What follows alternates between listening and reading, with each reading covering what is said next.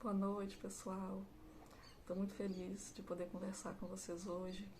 Tem um tempinho bom que eu não vou no centro, então essa oportunidade de estar aqui hoje é muito preciosa para mim, muito valiosa, e eu espero que a nossa noite seja de boas reflexões, seja de boas energias. E para isso acontecer, vamos começar com uma prece. Vamos fechar os nossos olhos, nos colocar numa posição confortável e agradecer a Deus pela nossa casa, pela nossa família, pela oportunidade de estar no centro, mesmo que de uma forma indireta, compartilhando conhecimento, compartilhando as nossas boas energias. Vamos agradecer por esse meio, né, que nós temos de nos comunicarmos, agradecer pelo aprendizado que nós estamos tendo durante essa pandemia de coronavírus, né, que possibilitou que a gente olhasse para as coisas com uma visão um pouco mais crítica, que a gente refletisse sobre a nossa convivência dentro de casa, que a gente olhasse um pouco mais para o outro, olhasse um pouco mais para dentro de nós também. Vamos agradecer por todas essas oportunidades de aperfeiçoamento, né, que surgiram no nosso caminho. E pedimos também para que todas as pessoas que estejam passando por momentos difíceis, né, que estejam em sofrimento, que todas elas recebam, né, os nossos desejos de melhora, que recebam os bons sentimentos que cada um tem dentro de si, né, e que deseja que chegue até eles. Deus consiga abençoá-los, protegê-los, para que eles sigam, né, sigam em frente, sigam fortes, esperançosos e principalmente acreditando e tendo fé na vida. E assim, vamos começar então a nossa conversa da noite. Nós somos incumbidos aqui de falar sobre um tema que está aqui nas questões 715 a 717, são só 3 questões do Livro dos Espíritos. O nosso tema é necessário e supérfluo. É um tema que está dentro do livro terceiro do Livro dos Espíritos, que é aquele livro que fala sobre as leis morais. Quanto a esse tema, né, necessário e supérfluo, eu acredito que todo mundo já deve ter pensado nisso alguma vez na vida, né? Volta e meia a gente olha e vê pessoas que têm mais dinheiro, mais riqueza, né? mais recursos financeiros do que nós. A gente olha para quem tem menos. Quando a gente olha para quem tem mais, a gente acha que tem pouco. Quando a gente olha para quem tem menos, a gente acha que tem muito. Né? E a gente fica meio perdido. O que é muito, o que é pouco, parece que tudo é relativo. E qual seria esse limite entre o necessário e o supérfluo? Essa pergunta é tão pertinente que o próprio Allan Kardec resolveu fazê-la aos espíritos, aqui na questão 715. Ele pergunta assim: como pode o homem conhecer o limite do necessário? E os espíritos respondem daquela maneira que nós estamos já acostumados. O sábio o conhece por intuição. Muitos o conhecem por experiência e às suas custas, ou seja, depois de levar umas chibatadas da vida, né? Essa parte primeira aqui que ele coloca, né, o sábio o conhece por intuição. Embora nós ainda não tenhamos chegado nesse estágio, né, de sabedoria plena, a gente tem sim bastante de intuição. Os próprios animais também têm, né? Nós sabemos, quando a gente vai comprar uma coisa ali, a gente pensa, talvez isso aqui não fosse necessário, né? Eu já tenho 5 desse aqui, eu já comprei um desse mês passado. A gente tem uma noção, né? A gente às vezes fica pensando, não sei se eu estava precisando dessa coisa aqui. A gente também, quando olha uma pessoa que está numa situação muito complicada, a gente também sabe, nossa, parece que essa pessoa tem menos do que o necessário. A gente tem essa intuição mesmo, tem essa resposta dentro de nós, né? Só que seria interessante, né, se a gente pudesse estabelecer um critério um pouco mais concreto, um pouco mais objetivo para a gente distinguir o necessário do supérfluo. Para nos ajudar, Allan Kardec, de novo, faz uma pergunta um pouquinho mais aqui para trás, uma pergunta 704. No finalzinho da resposta, os espíritos dizem assim: só o necessário é útil, o supérfluo não é jamais. Então, olha só que critério interessante. Tudo que é necessário é útil. Nada que não seja útil é necessário, né? O problema, e isso é até tratado aqui também nesse ponto do Livro dos Espíritos que nós estamos trabalhando, é que o homem, às vezes, cria para si necessidades que não são reais. Então, a gente tem que usar 2 critérios. Primeiro critério, perguntar se aquilo ali que você está querendo fazer é útil. E segundo, perguntar útil para quê? Útil para satisfazer que necessidade? Por exemplo, eu quero comprar um carro novo, né? Um exemplo que acontece direto, né? Por aí. Vou comprar um carro novo. Aí eu penso, para que eu quero esse carro novo? Esse carro novo vai ser útil para quê? Aí eu posso pensar, o carro que eu tenho tá dando oficina demais, ele já me deixou na rua 5 vezes, já andei de guincho, né? Já cheguei atrasado no trabalho porque tive que deixar o carro no mecânico. Ou seja, é necessário para que eu me locomova de uma forma adequada. Então, realmente. Ou, meu carro é muito apertadinho, muito pequenininho. Eu tenho uma família de 5 pessoas. Eu preciso buscar minha sogra na casa de não sei quem. Eu preciso levar as crianças no trabalho à tarde, na escola à tarde, papá. Então, talvez seja necessário mesmo eu comprar um carro maior. Ou eu pego a estrada, né? Eu pego a estrada direto. Eu viajo muito, vamos supor.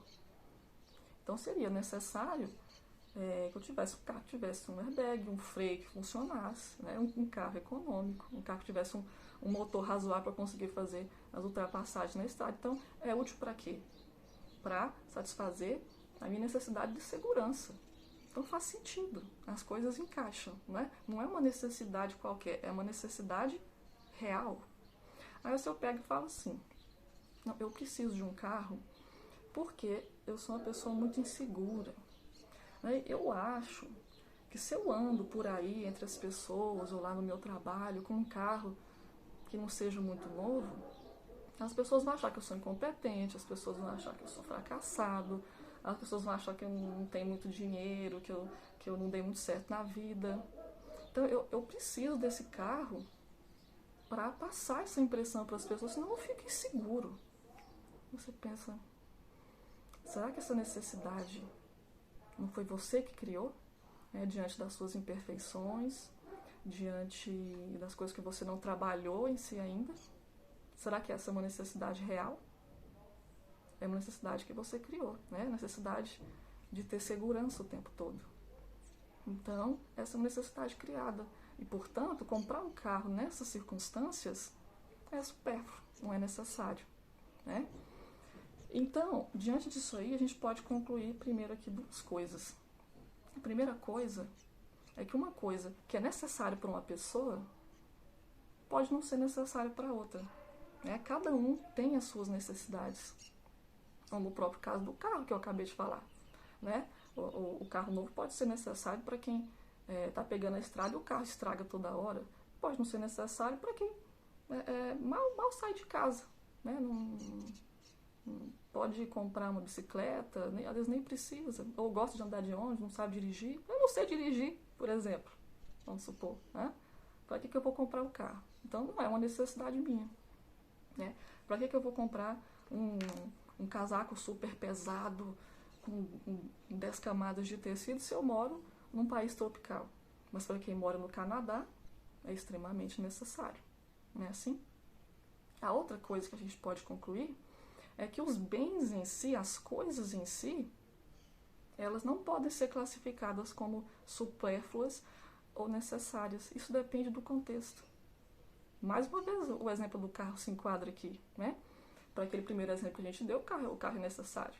E para o segundo exemplo que a gente deu, para o último exemplo que a gente deu, o mesmo carro não é necessário, né? E eu acho que um dos melhores exemplos que a gente tem para dar, para exemplificar isso, para ilustrar isso, tem a ver com dinheiro. A gente tem uma mania de achar que dinheiro é coisa que não vale a pena, dinheiro é coisa ruim, dinheiro é coisa suja, né? A gente sempre olha para o dinheiro como uma coisa suja.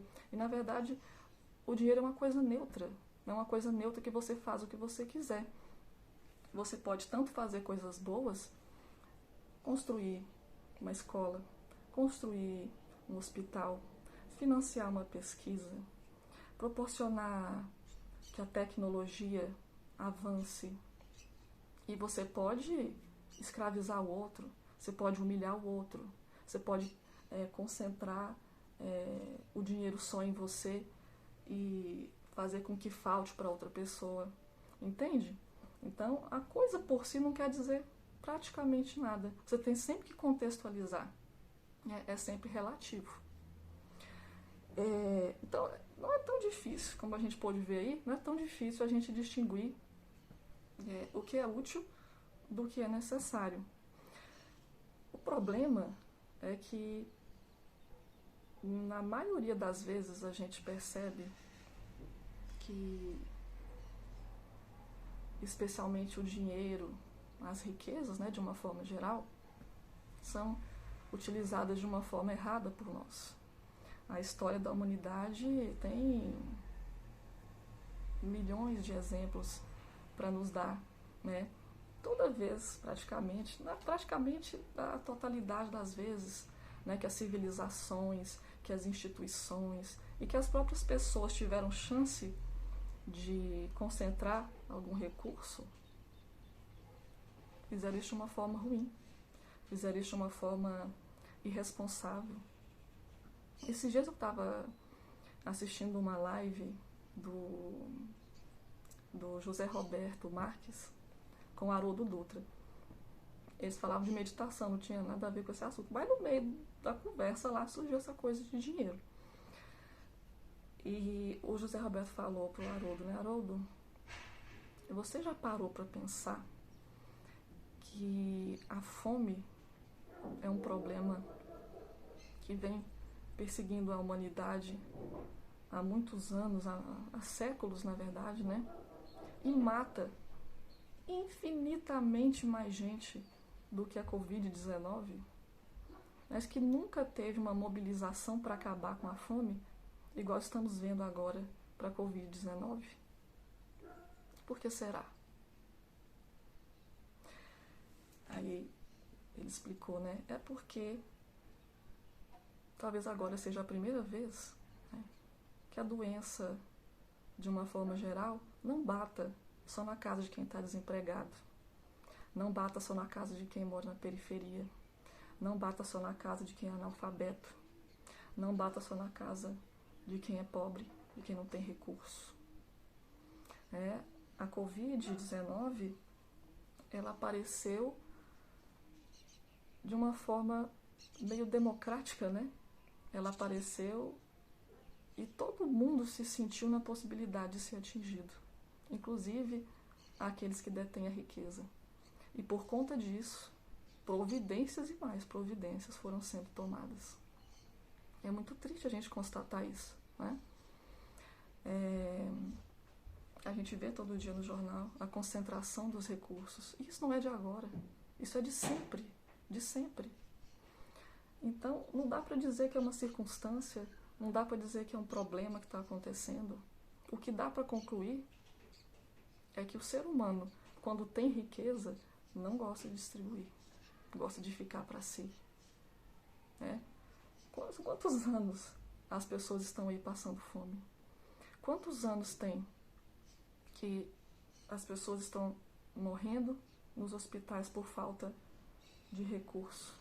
Quantos anos tem que as pessoas, a grande maioria das pessoas que nascem numa família muito humilde, que nascem numa favela, que nascem num lugar que não tem recurso, fica sem estudo, fica sem cultura, fica sem saúde, fica sem moradia decente.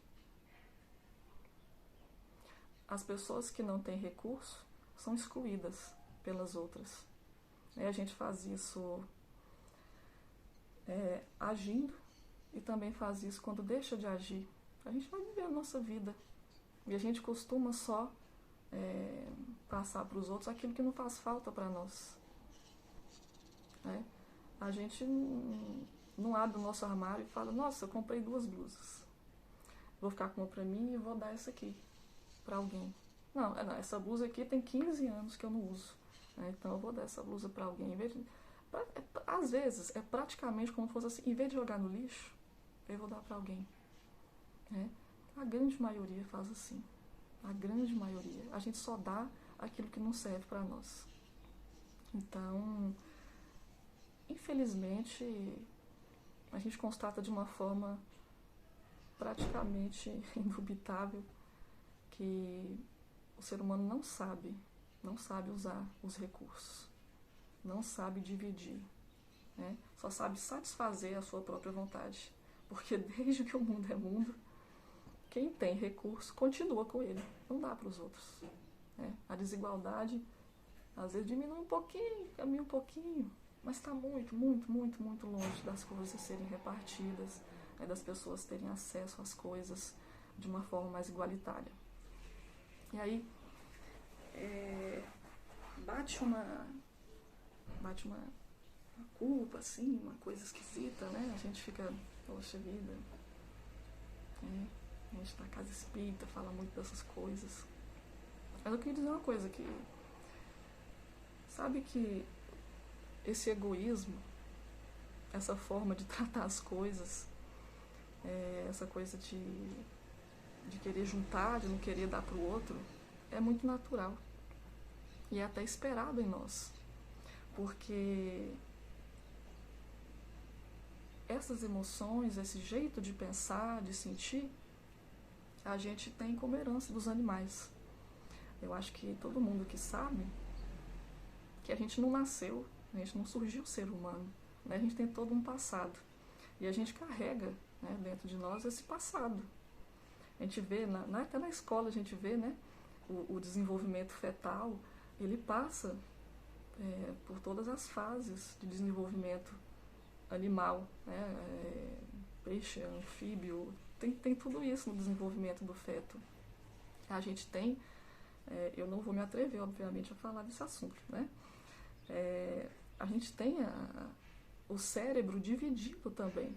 É como se o cérebro fosse acumulando, a experiência de um animal mais primitivo, a experiência de um animal um pouco mais desenvolvido.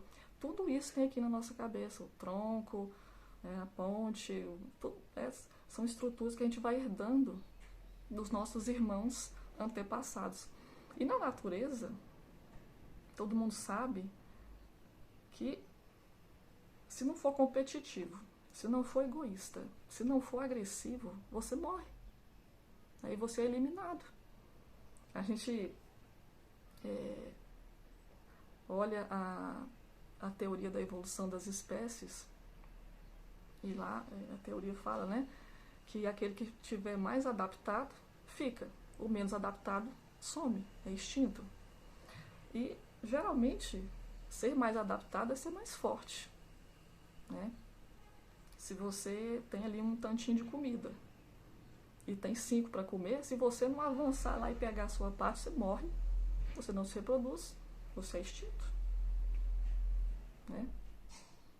Se a ovelhinha está lá no rebanho, vem um lobo, se ela falar, poxa vida, eu já vivi muito, eu vou me doar aqui, eu vou deixar o lobo me pegar dessa vez, ela morre, ela é extinta.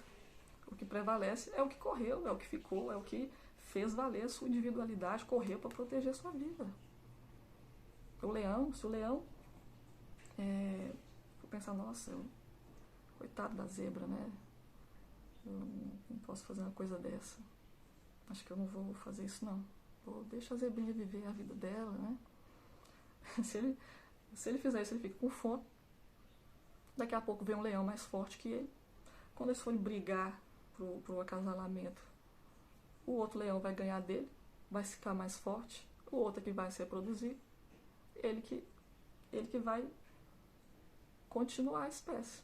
Aquele leão que estava fraquinho vai ser eliminado também. Se você for ver a vida dos bichinhos, é assim, é o tempo todo. Sendo egoísta para conseguir comida, né? E sendo egoísta para não virar comida. A coisa funciona assim.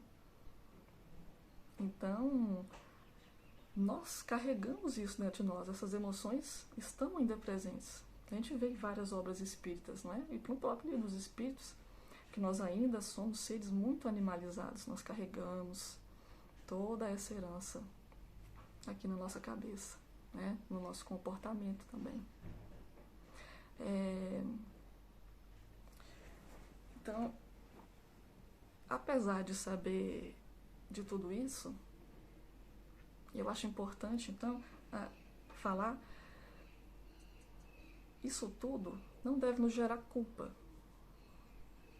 Embora a gente não pode sentir culpa pelo estágio evolutivo em que nós estamos. Apesar de nós termos um passado complicado, nós temos a possibilidade de, ao invés de sentir culpa, de termos responsabilidade para domesticar, ou melhor, para educar esse animal que nós temos dentro de nós. Para a gente entender melhor essa distinção, não é, de culpa e de responsabilidade, a gente pode pensar, por exemplo, você está dirigindo na estrada, dirigindo direitinho, com seu carro feito revisão, com cinto de segurança, farol ligado, na velocidade correta, tudo direitinho, prestando atenção. De repente vem uma pessoa e pula na frente do carro, de repente mesmo, ela sai do nada, no meio do mar, e pula na frente do carro. Aí você freia, faz de tudo ali, mas você não consegue evitar o acidente. Por acaso você teve culpa pelo acidente? Não teve culpa. Você fez tudo que estava ao seu alcance. No entanto, de fato, quem atropelou aquela pessoa foi você. Então você tem a responsabilidade de arcar com as consequências daquilo. Então, você não vai sentir culpa pelo atropelamento, mas você vai ter responsabilidade de chamar o SAMU, de sinalizar a pista, de ir lá conversar com essa pessoa, de ir lá perguntar se está tudo bem, né? De ficar com ela até chegar o socorro, perguntar se quer que ligue para alguém, para ir lá ajudar. Não é? É muito diferente. A culpa paralisa a gente. A responsabilidade joga a gente para frente, para a gente transcender o problema. Então, embora a gente tenha esse passado animal, não tão passado assim, embora a gente tenha essas características animais, né, o egoísmo, a agressividade, a raiva, o orgulho dentro de nós temos tantos instrumentos para pegar isso com responsabilidade e tocar isso de uma forma diferente. Eu estava assistindo esses dias uma reprise de um programa Café Filosófico lá na Cultura, né? E o Luiz Felipe Pondé, ele estava falando assim: já repararam que nós, seres humanos, não temos garras afiadas, não temos dentes pontudos, não temos visão noturna, não voamos, não escutamos bem, não corremos. A única arma que a gente tem realmente é a cabeça, né? Se a gente for pensar bem, é como se Deus tivesse enviado uma mensagem até mesmo física para nós, né? Deus tirou as nossas garras, Deus tirou os nossos dentes afiados, Deus tirou a nossa velocidade, Deus tirou a nossa visão noturna e nos deu um baita de um córtex pré-frontal, né, super desenvolvido. E é isso que nos diferencia dos animais. É isso que nos torna humanos, né? E é com isso que nós vamos superar esse passado que a gente tem, essas tendências que a gente tem, né? A gente precisa trabalhar o nosso lado humano, educar esse animal, né, que a gente vê que está presente muitas vezes, né? Então, embora a gente não tenha culpa, vamos ter a responsabilidade de conduzir as coisas diferente, né? Vamos ter um comportamento diferente e com certeza a gente vai desenvolvendo, né, o nosso lado humano, o nosso lado sereno, o nosso lado, e tem uma coisa que nenhum outro animal tem, consciência. E assim, quando a gente começa a desenvolver isso, a gente vai conseguir enxergar o outro como semelhante. A gente não vai ficar reparando se ele tem mais, se ele tem menos, né? A gente vai conseguir olhar a situação das pessoas sem julgar. E a gente vai conseguir ajudar as pessoas também sem ser, essa palavra é meio, eu ia dizer, dando sobras, né? Dando o que restou das nossas coisas. A gente vai sentar tete a tete e conversar com aquela pessoa e ver o que aquela pessoa realmente necessita. Eu sei que agora, nesse tempo de pandemia, é muito complicado a gente, às vezes, dar uma ajuda efetiva, né, porque agora tem uma frasezinha que diz, né, que tem hora, na hora que dá enchente, a gente não pode querer ensinar a pessoa a nadar, né? Na hora da enchente você tem que jogar a boia. Talvez agora seja a hora de jogar a boia, né? De fazer uma doação financeira, de dar uma cesta básica, de doar roupa, etc, etc. Mas depois que passar, né, vamos pegar essa chance para nos aproximarmos das pessoas, né? Para a gente perder essa cultura de dar o que sobra, né? Porque foi isso que sempre foi feito. E só isso. É muito raro, né? As ações que a gente tem de doação efetiva são muito pequenas. Muito pequenas.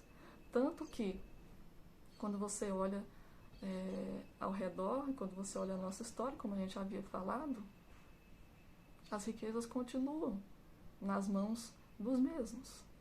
A gente continua dando só a nossa sobra. A gente não dá, né, aquilo que é importante para nós, aquilo que a gente acha que ainda é útil para nós. A gente só dá a sobra e com isso a gente vai mantendo, né? E se você for pensar bem, é mais ou menos essa a lógica do animal, né? O mais forte prevalece. O mais forte, no nosso caso, o que tem poder, o que tem riqueza, é o que tem prevalecido, né? Durante todo esse tempo de humanidade. E quando se a gente fosse fazer uma linha entre sentimentos, emoções e instintos, talvez, né, do homem, do menos evoluído para o mais evoluído, talvez aqui na pontinha do menos evoluído esteja o instinto de sobrevivência, né, que prevalece nos animais e que a gente tem também até hoje em nós. E no outro extremo, a gente tivesse o servir o outro. Então, num ponto, num extremo a gente está pegar tudo para nós. No outro extremo a gente tem distribuir as nossas coisas. Aliás, coisas que nem nossas são, na verdade. né? Essas coisas a gente sabe que não leva, né? O que a gente leva é justamente a utilidade, o que a gente fez com isso. Então, vamos aproveitar esse período para ressignificar o que é necessário, o que é supérfluo. E eu queria frisar também que o supérfluo não diz respeito só a bens materiais, não diz respeito só a dinheiro, a coisa física. Nós também podemos desperdiçar a nossa saúde, podemos desperdiçar o nosso tempo, podemos desperdiçar a nossa atenção, as nossas palavras, né? Então vamos ver quanto do nosso tempo está sendo útil, quanto das nossas palavras estão sendo úteis, da nossa atenção. E, por fim, eu queria ler um pedacinho aqui. Esse texto estava num documentário, é muito famoso, né, do Pepe Mujica, o ex-presidente lá do Uruguai. Ele diz assim: inventamos uma montanha de consumos supérfluos. Compra-se e descarta-se, mas o que se gasta é o tempo de vida. Quando compro algo, ou você compra, não pagamos com dinheiro, pagamos com o tempo de vida que tivemos para gastar para ter aquele dinheiro. Mas tem um detalhe: tudo se compra, menos a vida. A vida não se compra, a vida se gasta. Então, vamos desperdiçar a nossa, tá bom? E assim eu me despeço de vocês, desejo que todos nós tenhamos uma boa noite, um abração e até a próxima.